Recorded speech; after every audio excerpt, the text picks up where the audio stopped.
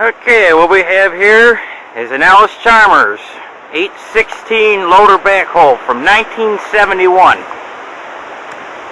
Has a 4-cylinder Perkins diesel. It's a 4.2 liter. The exact specifications are that it is a 248 Perkins diesel. This one we've had for since sometime in the 90s.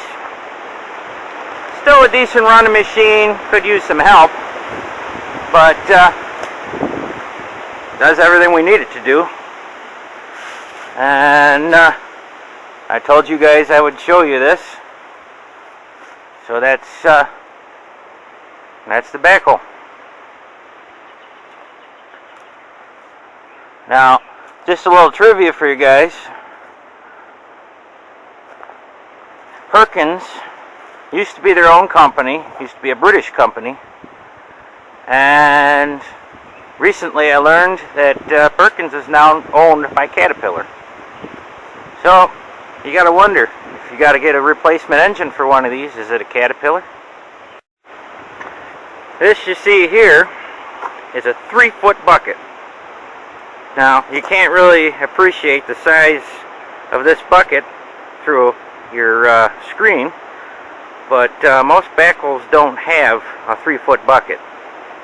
This is like the size of bucket and bigger that you'd find on a shovel. You had 1 foot for ditching. Well, actually, usually you use this one for ditching. The 1 foot would be for doing basements. You had 1 foot, 2 foot, and 3 foot buckets, unless you had specialty built.